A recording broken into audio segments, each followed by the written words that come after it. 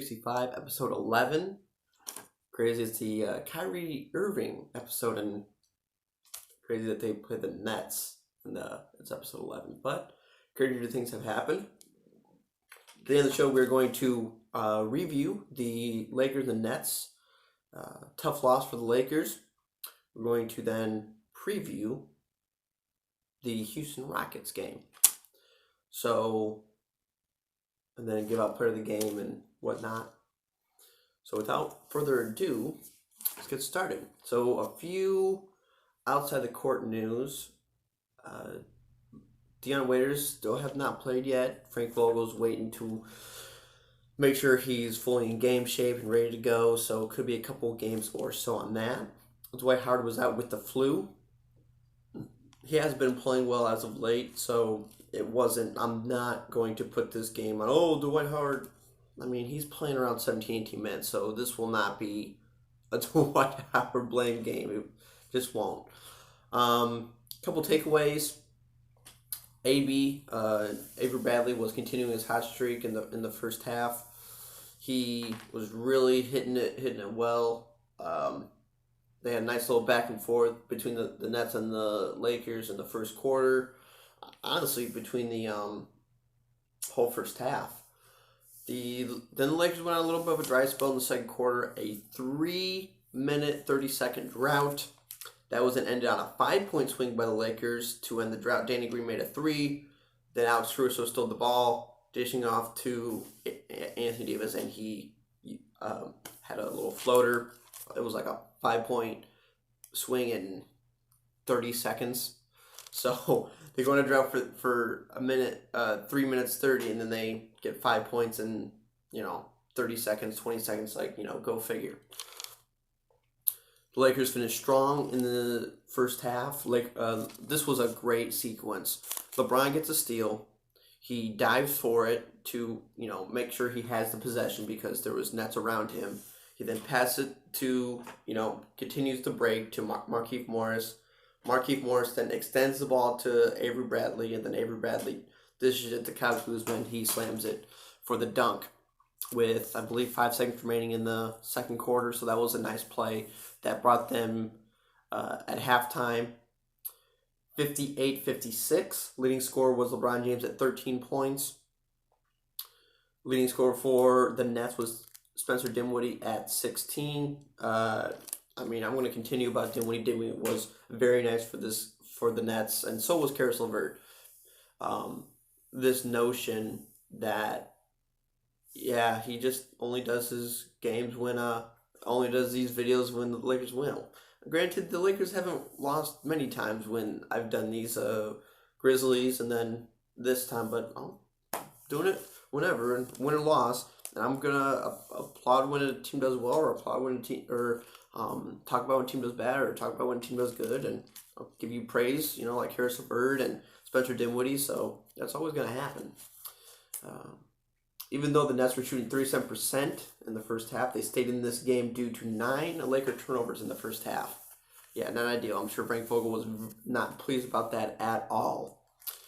The Nets weren't going away. They were up 4 with 3:30 left in the third quarter, and they had a 17-5 run as they continued to finish the quarter strong. Yeah, they were just looking good pretty much all game. The Lakers just couldn't get their go. I'm not going to, maybe it was they played 2 really emotional games, Friday and then Sunday, and then you take the Nets a little bit lightly, and then, by the time it's 6 minutes, you're like, oh, crap. In the fourth, you're like, it's a little bit too late. Lakers did it as well as they could. But you go into the fourth quarter, trailing 7. They look like they're kind of not going to, they're not taking this, they are taking the Nets lightly in this game, and they look like they were taking them lightly all game, or until it's like 6 minutes left. Oh crap! Lakers need to buckle down if they need to win this game. I wrote Lakers were down 94-87 in the middle of the fourth. Like, come on, guys, let's ramp it up. Lakers went then on a 14-5 run with 42 seconds to tie up the game 102-102. That would be the last points they would score as Spencer Dinwiddie made the game-winning shot with 28 seconds left. That would be your game winner as the Nets won 104-102. Player of the game, I'm giving it to Spencer Dinwiddie. Made the game-winning shot, 23 points, 4 rebounds, 7 assists, and 1 steal. LeBron James, no slouch himself, leading scorer for the Lakers, 29 points as well. Takeaways. I think the Lakers need to realize that it's March. The Nets are a playoff team. Say what you will, they're a playoff team. Granted, they're probably going to lose in 4 or 5 games to either the Nets or the the Bucks or the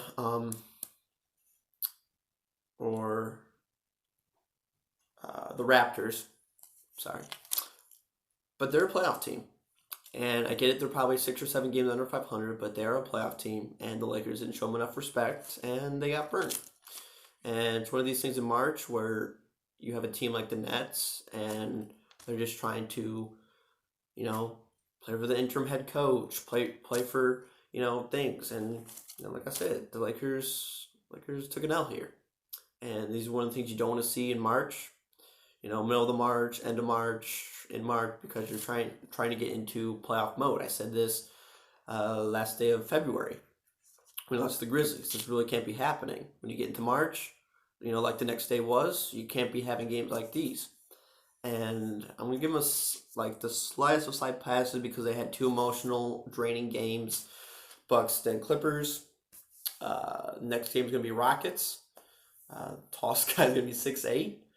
So that's going to be the Rockets have taken a slide as of late. They've lost to the Hornets. They've lost to several other teams as well.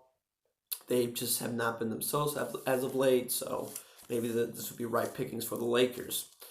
But you can't take the Rockets lightly. The Rockets, say what you will about their crazy lineup, this and that. They're still doing what it needs to take. They're still putting Russ and Harden in the best position that Morey thinks that they can help win games. So if that means a 6-8 lineup, that's a 6-8 lineup. So hey, all you can do is just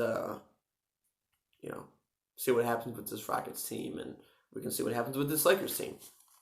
Oh, and I will say, for the people who have continued watching this, I appreciate you. Continue watching this video, I appreciate you. And there will be a NBA All-centric YouTube video I'll be doing soon. I want to make that one good for the fans. So I'll have a viewer suggested one where you can send me emails and I'll read those out during the video. So I want to get that. I think it's going to be NBA Give and Go with Jack Esko, something like that. So yeah, and then every so often I'll have a viewer feedback mailbag. And I'll have you guys chime in questions if you, talk about OKC, or the Mavericks, or whatnot. And I'll answer those questions on the show. So, that has been Lakers 365, episode 11. I'm glad you guys tuned in, and I will see you after Houston, LA. Take care.